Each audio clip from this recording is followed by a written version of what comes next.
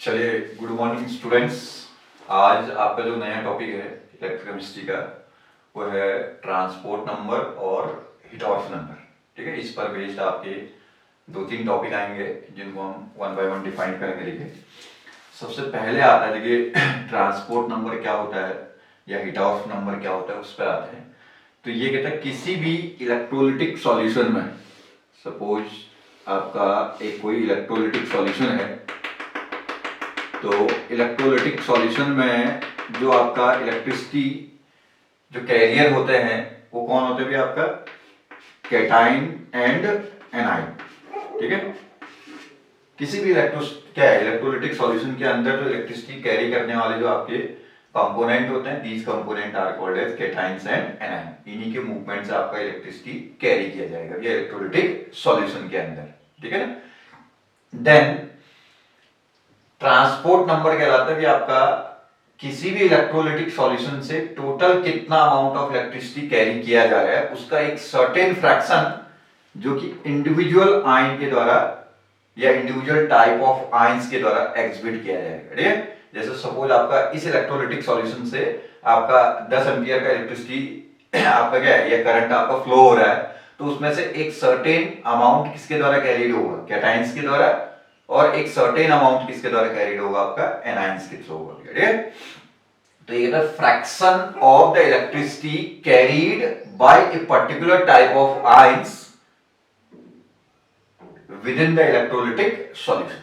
ठीक है, किसी एक इलेक्ट्रोलिटिक सॉल्यूशन के अंदर एक पर्टिकुलर टाइप ऑफ आयन के द्वारा कितना अमाउंट ऑफ इलेक्ट्रिसिटी कैरी किया जा रहा है। ठीक है, that fraction is known as transport number. ठीक है, अब उसको मैं फॉर्मूले से दूं तो फ्रैक्शन क्या होता है, हम आपको पहले भी डिफाइन किए हैं कहीं कि फ्रैक्शन, किसी का भी फ्रैक्शन कहेंगे तो क्या होता है भैया, उसका नंबर या उसके द्वारा carried with respect to total. ठीक है ना, किसी का, जैसे मैं कहूं भी आपका 100 स्टूडेंट पास हो रहे हैं, उसमें से आपका 100 स्टूडेंट टोटल था, उसमें से आपका 60 स्टूडेंट पास हो गया, तो पासिंग फ्रैक्शन कितना कहेंगे? पास होने वालों का number divided by total number. ठीक है, दैट इज 0.6। फेल होने वालों का फ्रैक्शन कहेंगे, यहीं पे तो कितना होगा, 100 टोटल थे, उसमें से 60 ही पास हो गए, 60 पास हो गए, 40 बचे जो फेल हो रखे हैं, तो फेल होने वालों का फ्रैक्शन कहेंगे, तो फेल होने वालों का number with respect to total number, that is 0.4। और फ्रैक्शंस का सम हमेशा कितना आएगा भी? आपका 1 आएगा। ठीक है, तो ऐसे ये कहता है कि आपका किसी भी इलेक्ट्रोलिटिक सॉल्यूशन से टोटल अमाउंट ऑफ इलेक्ट्रिसिटी जो कैरी हो रहा है, ठीक है, उसका एक सर्टेन फ्रैक्शन किसके द्वारा एग्जिबिट किया जा रहा है? कैटाइन के द्वारा, तो वो फ्रैक्शन कहलाएगा कैटाइन का ट्रांसपोर्ट नंबर। और एक सर्टेन फ्रैक्शन एनायन के द्वारा कैरीड होगा, वो कहलाएगा आपका एनायन का ट्रांसपोर्ट नंबर। और दोनों के फ्रैक्शंस का या दोनों के ट्रांसपोर्ट, जो fraction of electricity particular ion के द्वारा कैरीड होता है, वही ट्रांसपोर्ट नंबर है। ठीक है, तो दोनों के ट्रांसपोर्ट नंबर का सम कितना होगा? ऑलवेज इक्वल टू 1, क्योंकि वो मैंने कहा कि ट्रांसपोर्ट नंबर क्या है? कैरीड अमाउंट ऑफ इलेक्ट्रिसिटी का क्या है? फ्रैक्शन है। टोटल कैरीड में से एक के द्वारा कितना फ्रैक्शन कैरी किया गया हो गया है ट्रांसपोर्ट नंबर। ठीक है, तो उसी को मैं फॉर्मुलेशन से चलूं तो फॉर्मुलेशन से आपको समझ में आगे लिखिए, ये है transport number of cation. Electrolytic solution में कैटाइन का ट्रांसपोर्ट नंबर कहेंगे तो टी से लिखेंगे, स्मॉल टी से लिखते हैं ट्रांसपोर्ट नंबर को, टी सी से डिनोट कर देते हैं। ठीक है ना, इक्वल टू कितना होगा? Amount of electricity carried by cation divided by total amount of electricity carried by cation as well as anion। ठीक है, total amount of electricity carried by cation and anion, ये हो गया आपका ट्रांसपोर्ट नंबर ऑफ कैटाइन का formula. ठीक है ना, ये हो गया भी। ऐसे सिमिलरली क्या होगा, transport number of A9, number of A9 T A से डिनोट करते हैं। ए मींस एनाइन को प्लस, सॉरी एनाइन को माइनस साइन से इंडिकेट करता है, इसको प्लस साइन से भी इंडिकेट करता है। तो यहां से amount of electricity carried bye A9, जिसका ट्रांसपोर्ट नंबर कह रहे हैं उसके द्वारा कितना कैरीड है विथ रिस्पेक्ट टू टोटल कितना कैरीड है, total amount of electricity carried by cation and A9, equation number 2। ठीक हो गया। अब एक चीज क्या होता है देखिए, सिंस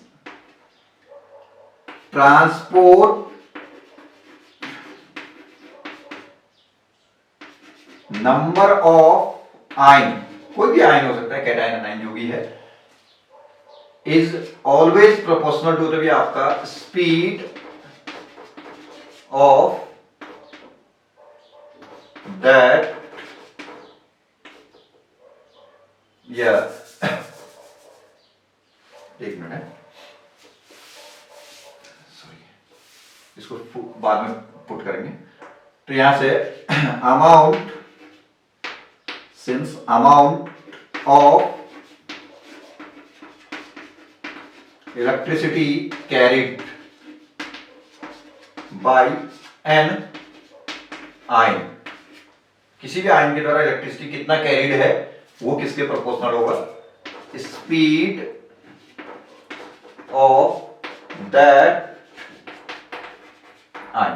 ठीक है, कोई भी आयन कितना अमाउंट ऑफ इलेक्ट्रिसिटी कैरी करेगा वो उसकी स्पीड के डायरेक्टली प्रोपोर्शनल। ज्यादा स्पीड है तो ज्यादा कैरीड होगा, स्मॉल स्पीड क्या है, स्लो स्पीड है तो आपका कैरीड अमाउंट ऑफ इलेक्ट्रिसिटी भी क्या होगा, कम होगा। ठीक है, तो इसको हम यहां अप्लाई करें तो क्या हो सकता है, amount of electricity carried bye A9 की जगह क्या लिख सकते हैं, स्पीड ऑफ एनाइन। स्पीड को हम डिनोट करेंगे यू से।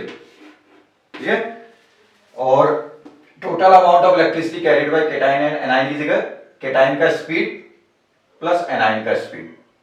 ठीक है ना, क्योंकि speed proportional to electricity carried की है। ठीक है ना, तो ऐसे ही इसमें भी आ जाएगा। तो कितना हो जाएगा, अकॉर्डिंगली मींस इस इक्वेशन को जब आप इक्वेशन 1 और 2 में अप्लाई करते हैं तो कितना आ जाएगा, यहां से transport number of cation equal to कितना, UC divided by UC plus UA, cation का के द्वारा amount of electricity carried cation की स्पीड के प्रोपोर्शनल, दोनों के द्वारा कैरिड दोनों के स्पीड का sum, and TA equal to कितना होगा, UA divided by UA plus UC। ठीक होगा ना, इक्वेशन नंबर 4 एंड 5। ठीक है, अब अकॉर्डिंग टू इक्वेशन 4 एंड 5 से, ठीक है, TC plus TA equal to कितना, 1।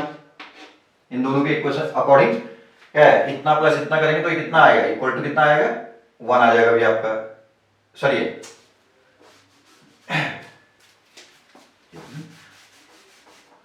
ये हमारा ये TC अपॉन TA। ठीक है, कैटाइन का transport number divided by A9 का ट्रांसपोर्ट नंबर, तो ये अपॉन ये होगा तो ये फ्रैक्शन कट जाएगा तो कितना बचेगा, UC डिवाइडेड बाय UA। ये है इक्वेशन नंबर 6। एंड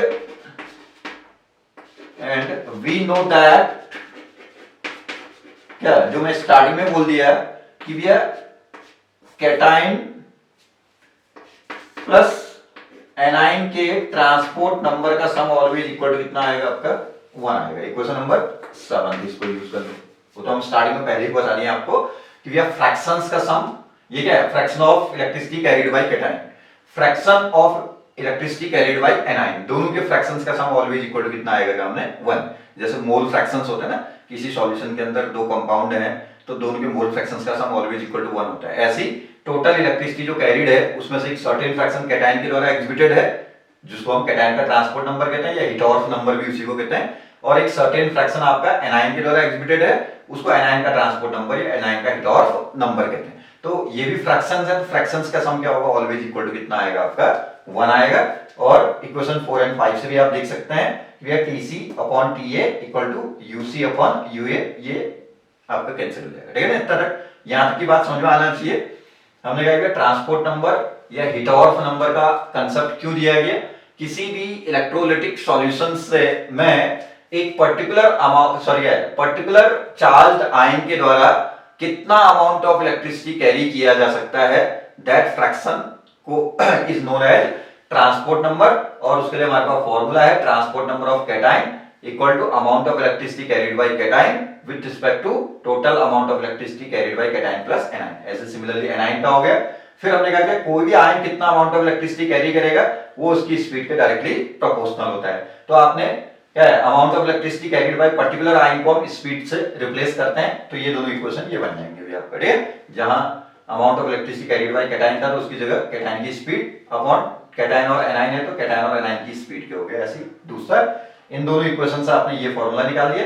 और ये आप जानते ही हैं कि भैया फ्रैक्शंस का सम ऑलवेज इक्वल टू कितना होता है 1 होता है। तो यहाँ पे transport number of cation plus transport number of anion equal to कितना आ जाएगा आपका 1 आ जाएगा। चाहो तो यहाँ से इक्वेशन 4 5 से भी आप इसको कैलकुलेट कर सकते हैं। ठीक है ना, इतना आ जाएगा ना भैया। देन अब यहाँ से थोड़ा सा आगे देखेंगे। देखिए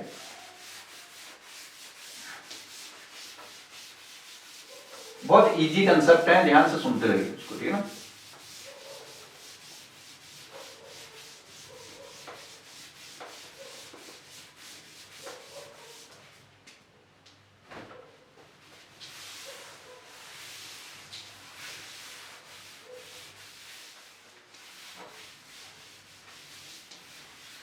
देखिए अब एक चीज ये होता है भैया, सिंस वी नो दैट, ठीक है, लैम्डा एम कैटाइन का किसी भी आयन का, जैसे सी कैटाइन की हम बात करें इलेक्ट्रोलाइटिक सॉल्यूशन में, किसी भी आयन के द्वारा exhibited molar conductance, lambda M क्या होता है मोलर कंडक्टेंस, वहां इलेक्ट्रोकेमिस्ट्री का कंडक्टेंस वाले पार्ट में आपने देखा होगा, conductance of molar conductance of cation, ये ऑलवेज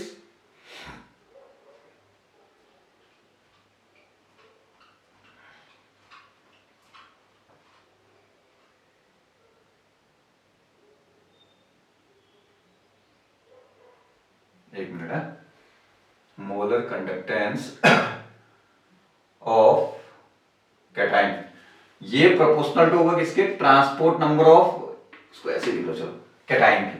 ठीक है, तो कैटाइन के द्वारा कितना अमाउंट ऑफ इलेक्ट्रिसिटी कैरीड है, कितना फ्रैक्शन ऑफ इलेक्ट्रिसिटी कैरीड किया जा रहा है कैटाइन के द्वारा, उसके प्रोपोर्शनल। जितना आपका कैटाइन के द्वारा फ्रैक्शन ऑफ इलेक्ट्रिसिटी कैरीड होगा उतना ही ज्यादा सॉल्यूशन का क्या होगा, सॉल्यूशन में कैटाइन का मोलर कंडक्टेंस रहेगा। ठीक है ना, एंड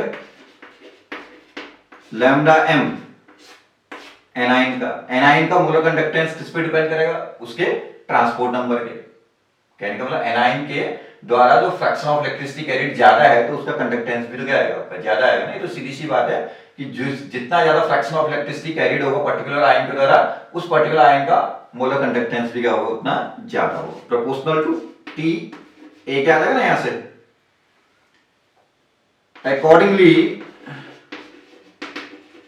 इन दोनों को यूज करते हुए चलो तो ये अपॉन ये कितना आ जाएगा, lambda M cation upon lambda M anion के इक्वल टू कितना आ जाएगा, transport number of cation divided by transport number of anion क्या आ जाएगा। इन दोनों के इक्वेशन क्या पढ़ेंगे, इक्वेशन आपका कितना आया था आपका 7 8 एंड 9th इक्वेशन होगा, ये जो भी होगा आप देख लेना उसको। ठीक है ना, तो यहां से ये इक्वेशन आ गया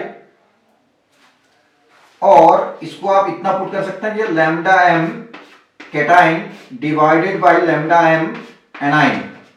इस वाले कंसेप्ट को समझ आना किसी भी पर्टिकुलर आयन के द्वारा फ्रैक्शन ऑफ इलेक्ट्रिसिटी कैरीड ज्यादा है तो उसके उस आयन का कंडक्टेंस भी क्या होगा सॉल्यूशन में, ज्यादा होगा मोलर कंडक्टेंस, कम होगा तो कंडक्टेंस भी क्या होगा, कम।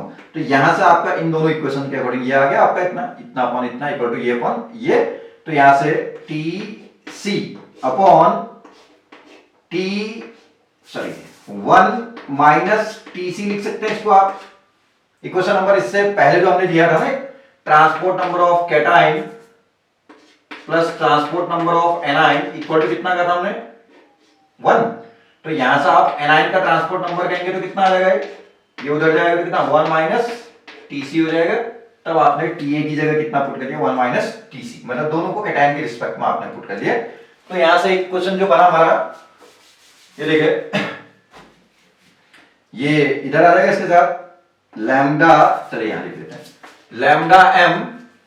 लैम्डा एम किसका, कैटाइन का, into 1 minus transport number of cation equal to कितने के, lambda M anion into transport number of cation, lambda M anion into transport number of cation के, ये क्रॉस मल्टीप्लाई करके तो इसको इस अंदर लेके जाना भी ब्रैकेट के। तो लैम्डा एम सी क्या हो गया minus lambda M C into T C equal to lambda M A into T C,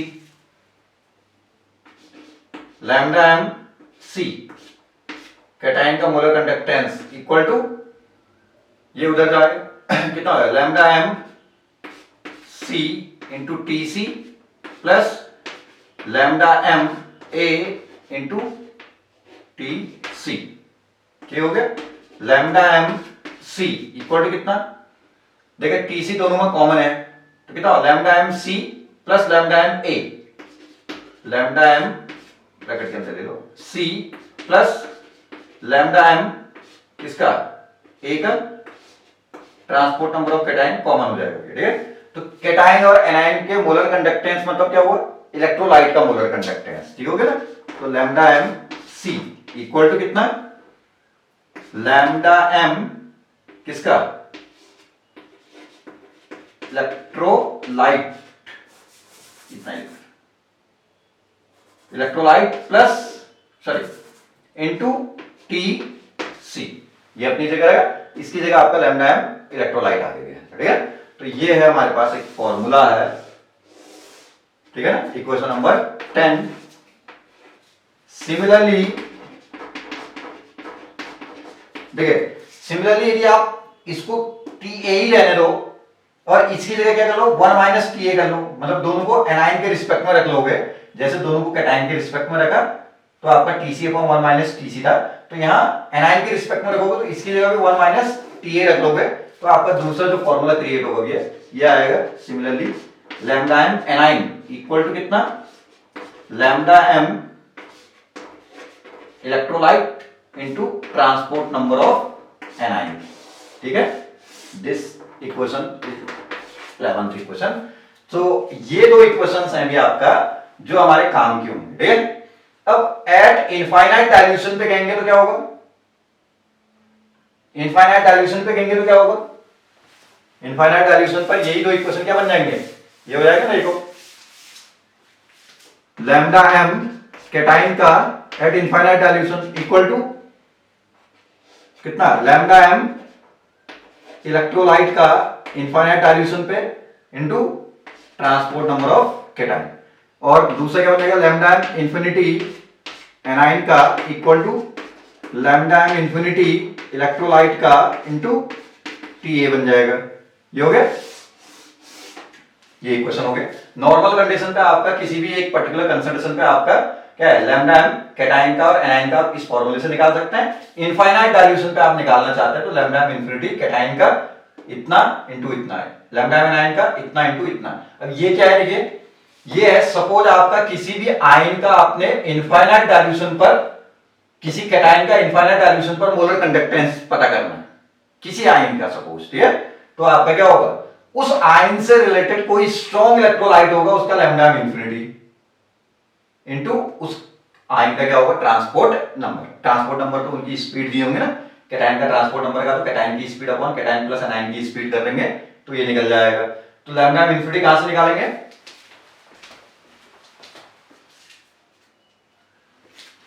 lambda infinity कहां से निकालेंगे भैया इलेक्ट्रोलाइट का, ये क्या है, मैंने कहा कि जिस एनाइन सॉरी कैटायन का आपने मोलर कंडक्टेंस निकालना है इनफाइनाइट डाइल्यूशन पर, इनफाइनाइट डाइल्यूशन पर जिस कैटायन का लैम्डा एम चाहिए उससे रिलेटेड कोई स्ट्रॉन्ग इलेक्ट्रोलाइट का लैम्डा एम इन्फिनिटी, जैसे मुझे किसका चाहिए, Cl नेगेटिव का मुझे लैम्डा सॉरी है कैटायन करें ना, सपोज हमको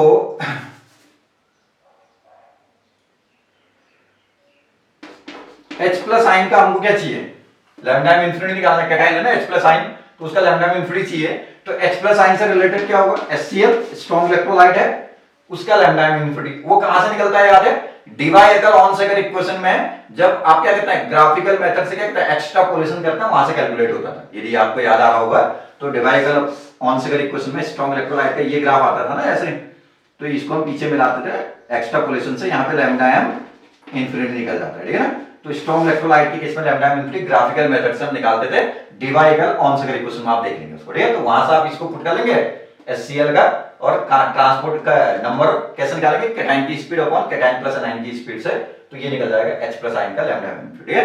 सपोज आपको कोई एनायन है, मान लिया सपोज आपका, चलिए यही ले लो Cl नेगेटिव आयन का आपको क्या करना है, लैम्डा एम इन्फिनिटी निकालना है, लैम्डा एम इन्फिनिटी एनायन का, तो इससे रिलेटेड स्ट्रॉन्ग इलेक्ट्रोलाइट ये HCl ही हो सकता है, HCl का फिर वही लैम्डा एम, HCl का आपने क्या किया है, यहां क्या होता है √C कंसंट्रेशन और लैम्डा एम C इनके बीच में हम ग्राफ प्लॉट करते थे, तो स्ट्रॉन्ग इलेक्ट्रोलाइट HCl के लिए ग्राफ आएगा, एक सर्टेन लिमिट से लो कंसंट्रेशन पॉसिबल नहीं होता कहते थे, तो उसके नीचे हम एक्सट्रापोलेशन करते हैं, अनुमान से ग्राफ को बनाएंगे, तो जहां पे काटेगा लैम्डा एम इन्फिनिटी ये आ जाएगा उस इलेक्ट्रोलाइट का, मतलब उस एनायन से रिलेटेड कोई स्ट्रॉन्ग इलेक्ट्रोलाइट का लैम्डा एम इन्फिनिटी जो कि डिवाइडेबल ऑन-सेकर इक्वेशन में ग्राफिकल मेथड से कैलकुलेटेड हो जाएगा, ठीक है। तो वहां से उसको कैलकुलेट करके एनायन के ट्रांसपोर्ट नंबर के साथ, ये कैसे एनायन की speed upon cation plus anion की स्पीड से उसको आप क्या है यहां से इसके साथ पुट करके ये निकाल सकते हैं, ठीक है। तब जो आपका क्या है कोल्ड-हाउस का जो कंसेप्ट है, तब यहां से क्या है कंप्लीट हो पाता है कोल्ड-हाउस का कंसेप्ट, ठीक है। कोल्ड-हाउस का कंसेप्ट याद है ना, कोल्ड-हाउस इक्वेशन क्या कहता है, किसी भी इलेक्ट्रोलिटिक सॉल्यूशन में आपका जो टोटल इलेक्ट्रोलाइट का मोलर कंडक्टेंस होगा एट इनफाइनाइट डाइल्यूशन, ये कहता है ना lambda M infinity of electrolyte equal to lambda M infinity of cation plus lambda M infinity of किसका कहता है एनायन का कहता है, लेकिन ये निकलेंगे कहां से, ये यहीं से निकलेंगे भी आपका, ठीक है। कैटायन का ट्रांसपोर्ट नंबर निकाल रहे हैं तो आप क्या करेंगे उससे रिलेटेड कोई स्ट्रॉन्ग इलेक्ट्रोलाइट का क्या है लैम्डा एम इन्फिनिटी जो कि डिवाइडेबल ऑन-सेकर से मिल जाएगा और ट्रांसपोर्ट नंबर से मल्टीप्लाई कर लोगे तो ये निकल जाएगा।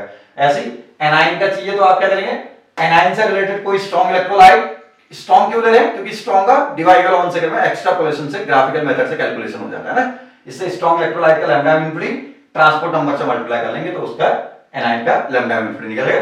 ये दोनों जब कैलकुलेट हो गया तो उनको यहां पे पुट करेंगे तो आपका उस इलेक्ट्रोलाइट का आपको क्या निकलेगा lambda M infinity value calculate हो जाएगा, ठीक है। तो ये तब डिवाइड है हमारा कोल्ड-हाउस इक्वेशन का काम तब यहां से कंप्लीट होता है, नहीं तो कोल्ड-हाउस में हम सिंपल ये कहते हैं इन दोनों का सम होगा, लेकिन ये निकलेगा कहां से, वो इसी फॉर्मूले से आपके कैलकुलेट करेंगे, तब जाकर के इनको आप यहां अप्लाई करेंगे तब ये कैलकुलेशन होगा, तब कोल्ड-हाउस का काम भी पूरा होगा और ये टॉपिक आपको तब समझ में आएगा, इसका एप्लीकेशन है कोल्ड-हाउस के अंदर एक तरह से कहें, ठीक है ना। इतनी बात मेरे ख्याल से समझ में आ गया होगा।